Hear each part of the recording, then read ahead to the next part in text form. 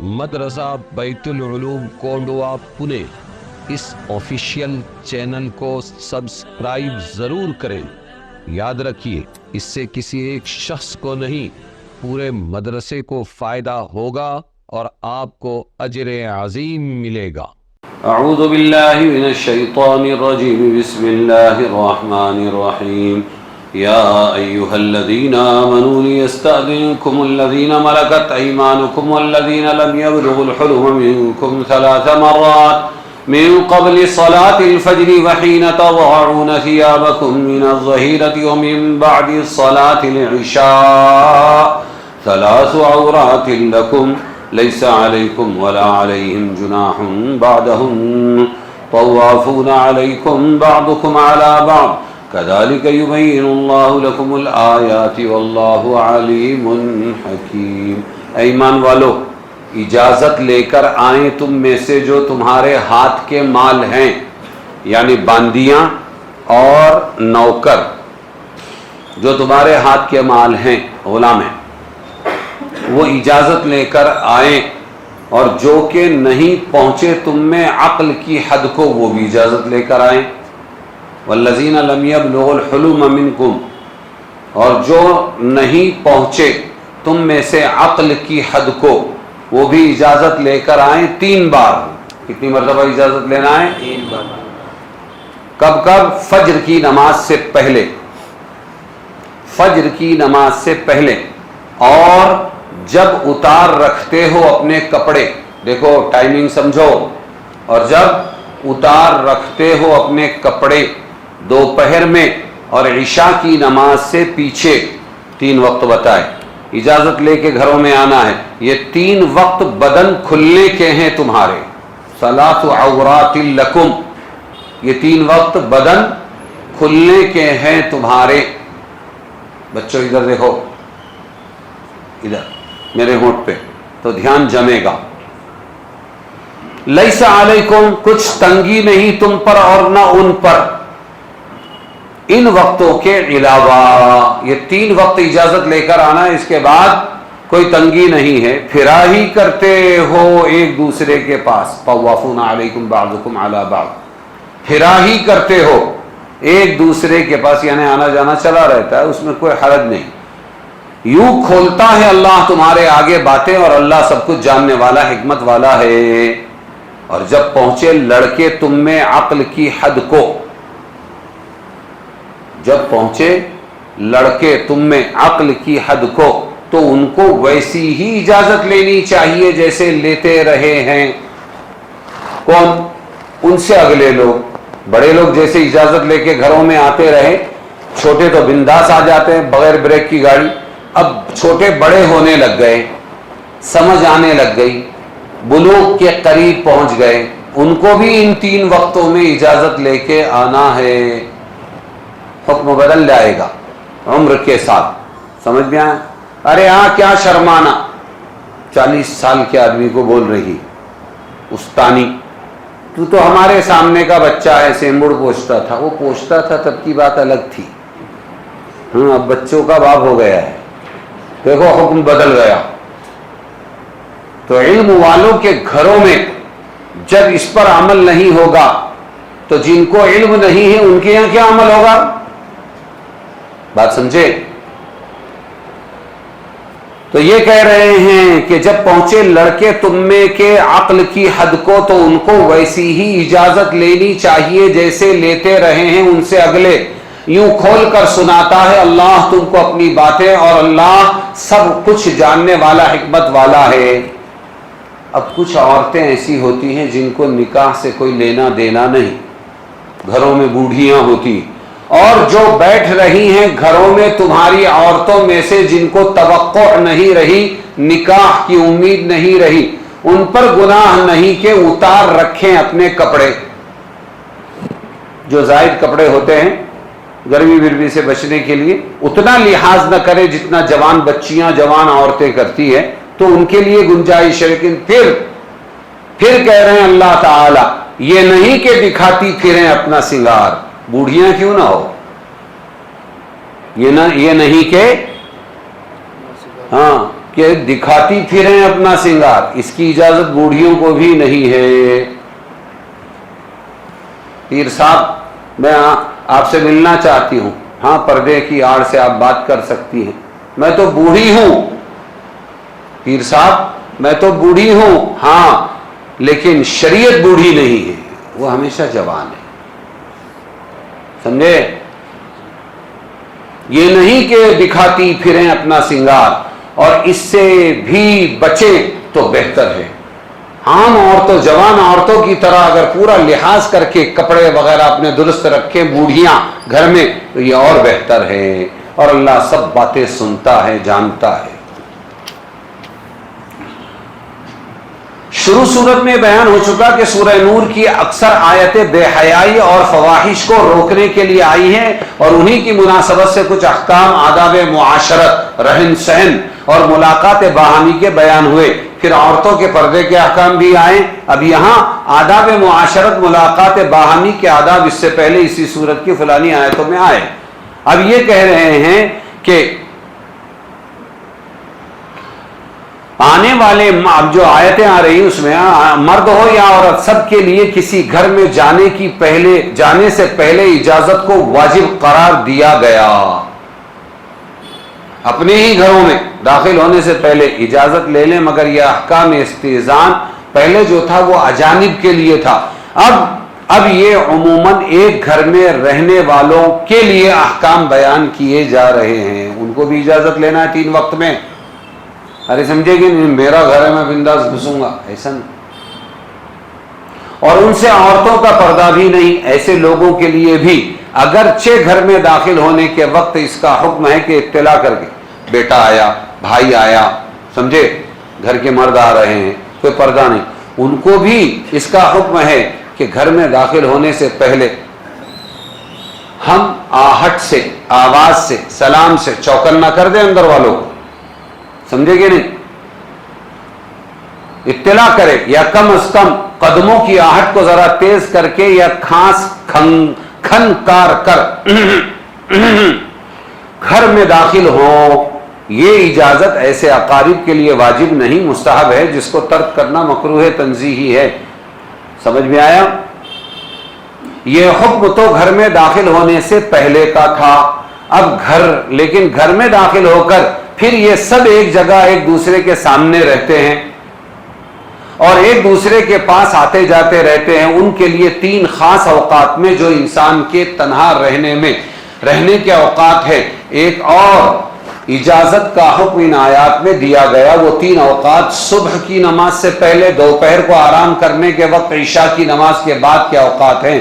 ان میں محارم اور اقارب کو، یہاں تک کہ سمجھدار نابالغ بچوں اور مملوکہ لونڈیوں کو بھی اس اجازت کا پابند کیا گیا کہ ان 3 اوقات خلوت میں، ان میں سے خلوت ہیں، ان میں سے بھی کوئی کسی کی خلوت گاہ میں بغیر اجازت کے نہ جائے۔ ارے سمجھ میں آیا؟ اپنے گھروں میں اماں ہے اندر اور بہن ہے، بیوی ہے اور دادی ہے، نانی ہے، وہاں بھی ہے، یہ اجازت لے کر ایسے اوقات میں ہر انسان آزاد بے تکلف رہنا چاہتا ہے، زائد کپڑے بھی اتار دیتا ہے اور کبھی اپنی بیوی کے ساتھ بے تکلف اختلاط میں مشغول ہوتا ہے۔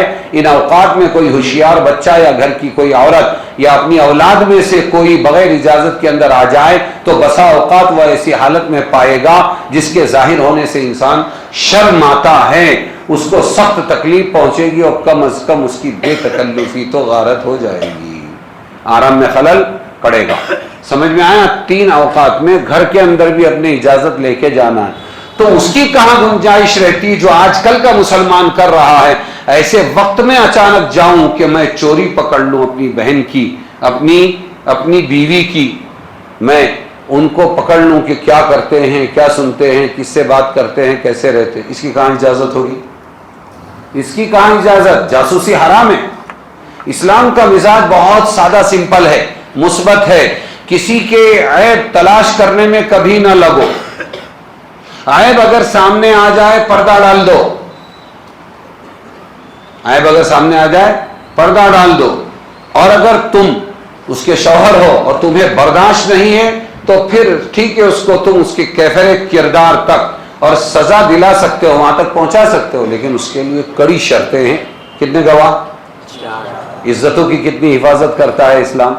نہیں تو 80 کوڑے پلٹ کر تجھے. اور اب جرم ثابت ہو گیا، اب اسلام کا مزاج الگ ہے.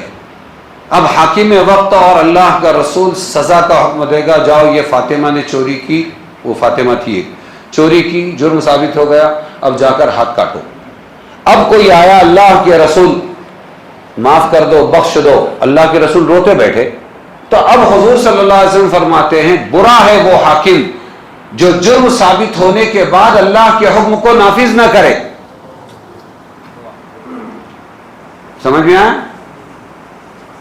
برا ہے. اگر فاطمہ بنت محمد بھی ہوتی تو بھی میں کاٹنے کا حکم دیتا. یہ ہے اسلام کا مزاج. عیب دیکھو مت، سمجھ میں آیا؟ جاسوسی کرو مت. عیب سامنے آ جائے پردہ ڈال دو.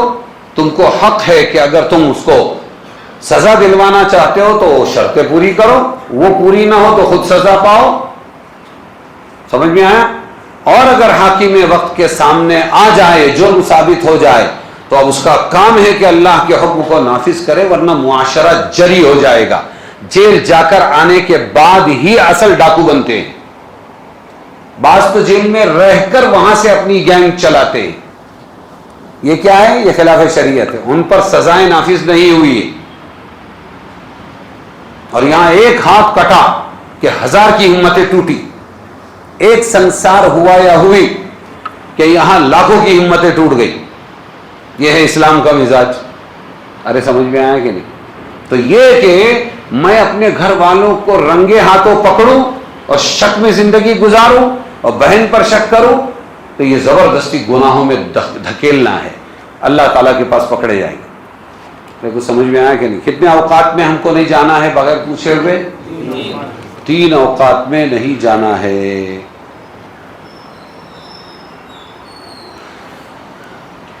حضرت عبداللہ ابن عباس رضی اللہ عنہما بہت افسوس سے کہا کرتے تھے 3 آیتوں پر امت نے عمل چھوڑ دیا اس زمانے میں 1400 سال پہلے. ایک تو یہی ہے یا ایھا الذین آمنو، اے لوگوں اجازت لے لینی چاہیے گھر میں داخل ہونے سے پہلے 3 وقت. امت نے اس پر عمل چھوڑ دیا. 1400 سال پہلے ابن عباس کو شکایت ہے. ارے سمجھ میں آیا کہ نہیں؟ اور دوسری آیت کون سی ہے؟ جب مال تقسیم ہو رہا ہو، بھائی تیرا اتنا، بہن تیرا اتنا، اماں تمہارا اتنا، یہ دے رہے ہو، تو رشتہ دار لگتے بلگتے کچھ آ جاتے ہیں، ان کا اس حصے، اس میراث میں کوئی حق نہیں ہوتا، لیکن وہ بھی آ جاتے ہیں. اور جب بٹتا دیکھتے ہیں تو دل میں ایک امنگ پیدا ہوتی ہے، کاش کہ ہم کو بھی تھوڑا مل جائے. تو یہ کہہ رہے ہیں کہ تو ان کا حق تو نہیں، پھر بھی کچھ دے دلا کر ان کو ان کی دل جوئی کرو. اس پر بھی عمل چھوڑ دیا امت. سمجھ میں آیا کہ نہیں؟ لیکن وہ سب وارثوں کی اجازت سے. پھر فرماتے تھے کہ ان اکرمکم عند اللہ اتقاکم. اس آیت پر بھی عمل چھوڑ دیا. اے لوگوں، تم کو ایک ماں باپ سے پیدا کیا ہے اللہ نے، تاکہ تمہارا اور تمہارے کو قبیلہ قبیلہ بنایا. شیخ، مغل، پٹھان، سید، یہ کہے کو تاکہ پتہ لینے کے لیے. جاوید نام کا ابو بکر مسجد کے آس پاس ہے. کتنے ہیں؟ 10 لوگ ہیں. تو وہ جاوید کی چٹھی 10 جگہ پھرے گی. تو اس سے اچھا جاوید شیخ، جاوید مغل، جاوید پٹھان، جاوید فلانا، جاوید، اس لیے قبائل بنے پتہ لینے کے لیے. ہم پٹھان ہیں، ہم سے اونچی کوئی نسل نہیں ہے، ہم سید ہیں. ہاں، اس کے لیے نہیں ہے. تو فرماتے تھے سب سے مکرم پھر کون، عزت والا کون؟ تو عزت والا اتقاکم. بولو کیا ہے؟ تقی سے کیا مطلب ہوا؟ سب سے زیادہ جو اللہ سے ڈرتا ہے وہ سب سے بڑی نسل کا ہے. فرماتے تھے ابن عباس اس پر بھی عمل چھوڑ دیا لوگوں نے. جو سب سے زیادہ اب مال والا ہوگا اسی کو، مکان کوٹھی بنگلے والا، کار والا ہوگا تو اسی کو لوگ عزت دیتے ہیں. تو 3 آیتوں پر عمل چھوڑ دیا. قرآن پاک نے پاکیزہ معاشرت کی کیا دی ہے؟ تعلیم دی ہے. عورتوں کے احکام پر پردے کی تاکید اور اس میں سے ایک اور استثناء. تو یہ احکام پھر بیان کر رہے ہیں کہ گھروں میں عورتیں رہتی ہیں، پردے کے ساتھ رہیں، اپنے بیٹے کے سامنے، اپنے پوتے کے سامنے. سمجھ میں آیا؟ اکثر بے احتیاطی ہو جاتی ہمارے گھر کی عورتوں سے، اور بگڑنے کے لیے بگڑنے کے لیے عورت کافی ہے، بگڑنے کے لیے نامحرم ہونا ضروری نہیں ہے. سمجھ میں آیا؟ اس لیے بہت احتیاط کی ضرورت ہے. آپ صلی اللہ علیہ وسلم کا ایک واقعہ یاد آیا کہ لوگ پیچھے سے پتھر مار رہے ہیں، لہو لہان ہو گئے. حضور صلی اللہ علیہ وسلم، اے لوگو لا الہ الا اللہ پڑھ لو کامیاب ہو جاؤ گے. حضور صلی اللہ علیہ وسلم جیسے ہی اپنے گھر میں، اپنے احاطے میں داخل ہوئے، گھر سامنے تھا، لہو بہہ رہا ہے، لوگ پیچھے لگے ہوئے ہیں.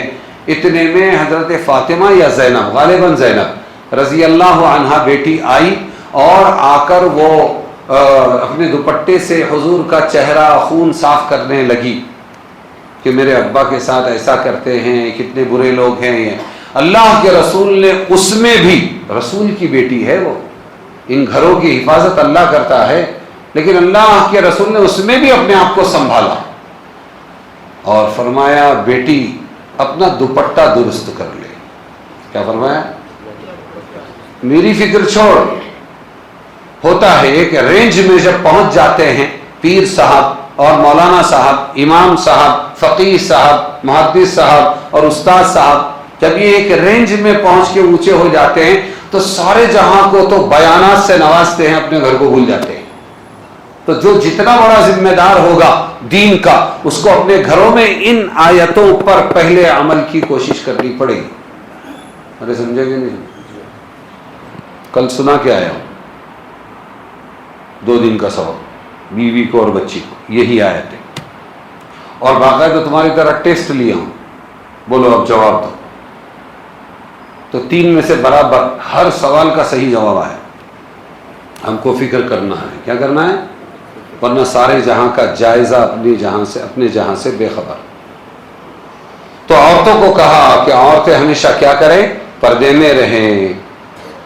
لیکن یہ کہتے ہیں کہ جو عورت بڑی بوڑھی ایسی ہو جائے کہ نہ اس کی طرف کسی کو رغبت ہو اور نہ وہ نکاح کے قابل ہو، تو اس کے لیے پردے کے احکام میں ایک سہولت دی گئی کہ اجنبیوں، اجانب بھی اس کے حق میں مثل محارم کے ہو جاتے ہیں. اجنبی بھی محارم کی طرح ہو جاتے ہیں. جیسے اپنے محرم بیٹا، بھائی، ان کے سامنے بہت پردہ نہیں کرتی، تھوڑا بہت اگر بے احتیاطی ہو تو چل جاتی ہے. تو کوئی اجنبی مرد کے سامنے بھی ایسا ہو جائے تو چل جائے گا. یہ اجازت دی. جن اعضاء کا چھپانا اپنے محرموں سے ضروری نہیں، اس بوڑھی عورت کے لیے غیر مردوں، غیر محرموں سے بھی ان کا چھپانا ضروری نہیں ہے. اس لیے فرمایا والقواعد من النساء اللاتی.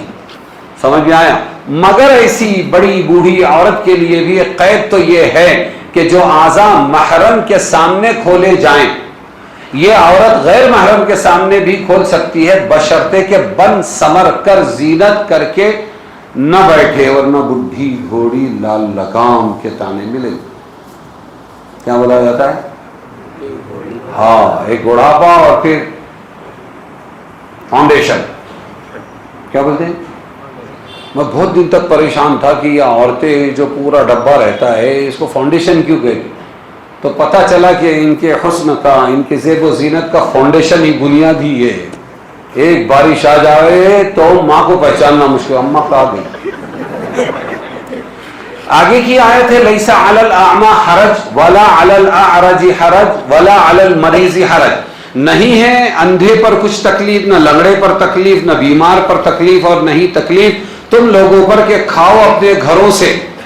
ان لوگوں پر کیا تکلیف نہیں کہ کھاؤ اپنے گھروں سے، یا اپنے باپ کے گھر سے، یا اپنی ماں کے گھر سے، یا اپنے بھائی کے گھر سے، یا اپنی بہن کے گھر سے، یا اپنے چچا کے گھر سے، یا اپنی پھوپھی کے گھر سے، یا اپنے ماموں کے گھر سے، یا اپنی خالہ کے گھر سے، یا جس گھر کی کنجیوں کے تم مالک ہو، او ما ملکتم مفاتحہ ہو، یا اپنے دوست کے گھر سے. نہیں گناہ تم پر کہ کھاؤ آپس میں مل کر.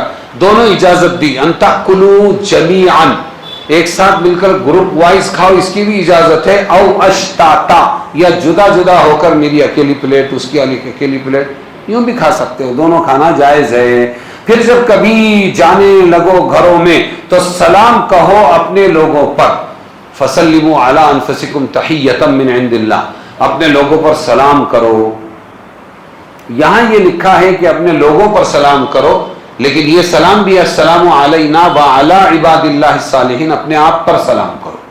ایک گھر ہے، اس گھر میں ہم داخل ہو رہے ہیں، معلوم ہے پکا میں تالا کھول رہا ہوں کہ اس گھر میں کوئی بھی فرد بشر نہیں ہے. سمجھ میں آیا؟ اس کا سلام ہے، اس میں بھی سلام کر کے داخل ہو۔ السلام علینا، سلام ہو کس پر بھائی؟ ہم پر، اور وعلی عباد اللہ الصالحین، اور اللہ کے نیک بندوں پر، جنات فرشتے وہ تو ہر جگہ رہتے، ان پر بھی سلام ہو۔ خیر انہوں نے یہاں یہ ترجمہ کیا فسلموا علی انفسکم، تو سلام کہو اپنے لوگوں پر، نیک دعا ہے اللہ کے یہاں سے برکت والی ستھری، یوں کھولتا ہے اللہ تمہارے آگے اپنی باتیں، تم سمجھ لو۔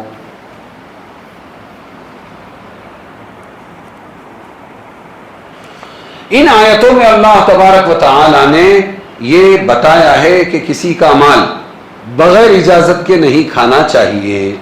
سمجھ میں آیا؟ بندوں کی تکلیف کو اللہ برداشت نہیں کرتا۔ یہ کہ لنگڑا بھی کھا سکتا ہے اور اندھا بھی، یہ کیوں؟ اصل میں اس زمانے میں کچھ واقعات ہوئے، اور وہ یہ کہ دنیا کے عرف عام میں اکثر لوگوں کے طبع یہ ہے کہ لنگڑے، لولے، اندھے، بیمار آدمی کے ساتھ بیٹھ کر کھانے سے گھن کرتے ہیں، ہے نا؟ گھن کرتے ہیں، ناپسند کرتے ہیں۔ صحابہ میں کچھ معذور تھے، لنگڑے تھے، لولے تھے، اندھے تھے، تو وہ یہ سوچنے لگے ہم کسی کے ساتھ کھانے میں شریک ہوں گے تو شاید سامنے والے کو تکلیف ہو، اس لیے یہ لوگ تندرست آدمیوں کے ساتھ کھانے میں شرکت سے گریز کرنے لگے۔ الگ سے بیٹھ کے کھاؤں گا، نابینا سوچنے لگا، لنگڑا سوچنے لگا، ہاں یہ فکر ہوئی۔ نابینا کیا سوچنے لگا؟ جب چند آدمی کھانے میں شریک ہوں تو تقاضائے عدل اور مروت یہ ہے کہ کوئی شریک دوسرے سے زیادہ نہ کھائے، ہو سکتا میں اندھا ہوں زیادہ کھا جاؤں، سامنے والا کم کھائے، اس لیے چلو الگ اکیلے کھاتے ہیں۔ سمجھے کتنی اچھی سوچ۔ اسی طریقے پر لنگڑے نے یہ سوچا کہ عام جو تندرست لوگوں کی طرح بیٹھ نہیں سکتا میں، ذرا بیٹھنے میں کبھی ٹانگ یوں لمبی کرنی پڑے گی، کبھی اکڑو بیٹھنا پڑے گا، سامنے والوں کو حرج ہوگا، جگہ زیادہ گھیر لوں گا، اس لیے میں اکیلا کھاؤں، ان کے ساتھ نہ کھاؤں۔ ارے سمجھ رہے نہیں سمجھ رہے؟ ہاں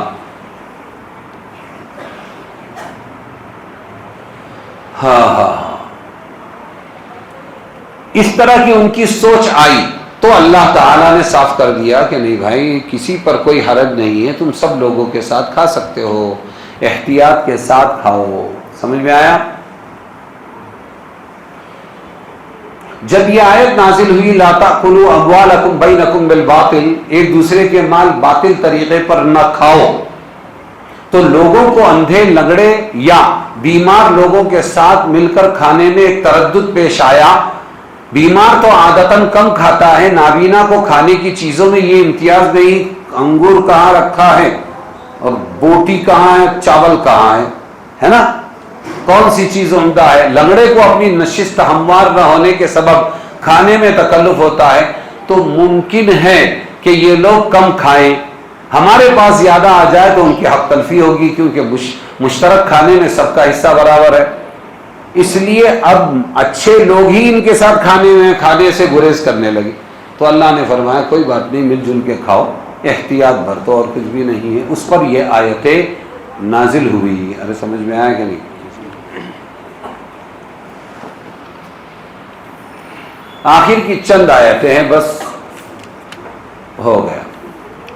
ایمان والے وہ ہیں جو یقین لائے ہیں اللہ پر، اس کے رسول پر، اور جب ہوتے ہیں اس کے ساتھ کسی جمع ہونے کے کام میں تو چلے نہیں جاتے جب تک نبی سے اجازت نہ لے لیں۔ جو لوگ آپ سے اجازت لیتے ہیں وہی ہے جو مانتے ہیں اللہ کو اور اس کے رسول کو، پھر جب اجازت مانگے آپ سے محمد صلی اللہ علیہ وسلم اپنی کسی کام کے لیے تو اجازت دے دیں، جن کو ان میں سے تو آپ چاہے، اور معافی مانگ لیں ان کے واسطے اللہ سے، اللہ بخشنے والا مہربان۔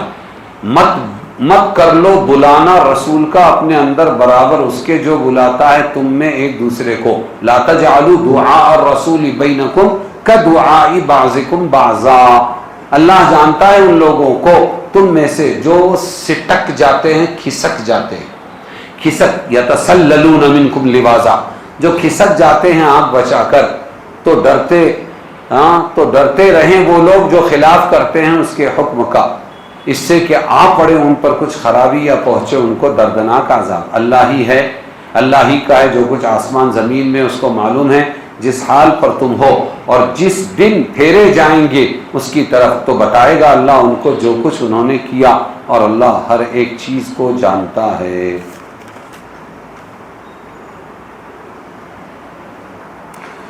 یہ کیا ہے کہ اللہ کے رسول جب کسی امر جامع کس کو بولتے ہیں؟ رسول جس کام کے لیے سب کو بلانا ضروری سمجھے اس امر کو امر جامع کہا جاتا ہے۔ جیسے خندق کھودنے کی بات آئی تو اس کے لیے آپ نے مشورہ کر کے صحابہ کو بلایا، اور پھر مشورے سے طے ہوا، اور پھر جگہ جگہ آپ اتنے سے اتنے میٹر کھودیں گے، آپ اتنے سے اتنے میٹر کھودیں گے، یہ مشورہ ہوا تو امر جامع سمجھے، اس کے لیے رسول ضروری سمجھے بلانا، اس کو کہتے ہیں۔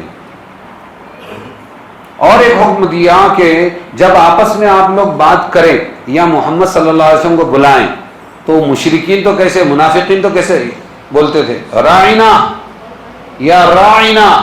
اللہ نے فرمایا کلکم راعن وکلکم مسئول عن رعیتہ، تم میں سے ہر ایک چرواہا ہے اور ہر چرواہے کو اپنے ماتحتوں کے بارے میں پوچھا جائے گا، ہے نا؟ تو یہ منافقین کہتے تھے راعنا، اے ہماری رعایت کرنے والے، اصل بولنا تھا اے ہمارے چرواہے، نبی کو سمجھ۔ تو پہلے بارے میں آیا لا تقولوا راعنا، مت بولو راعنا۔ اور ادھر مسلمانوں میں ادب سکھایا کہ یہ مت بولو یا محمد، ہم جیسے بولتے او حسن، او حسین، شاکر اور ذاکر، ایسا مت بولو۔ رسول کو جب بھی پکارو تو اپنے عام لوگوں کی طرح لا تجعلوا دعاء الرسول کدعاء بعضکم لبعضا، ایک دوسرے کو جیسے بے تکلفی سے بلاتے ہو مت بلاؤ۔ سمجھ میں آیا؟ یا رسول اللہ یا نبی اللہ بولا کرو۔ کیا بولو؟ ہاں وہاں جائز اس لیے کہ سامنے ہے، یا نبی اللہ یا رسول اللہ، یہ بولا کرو، یہ ادب بتلایا گیا۔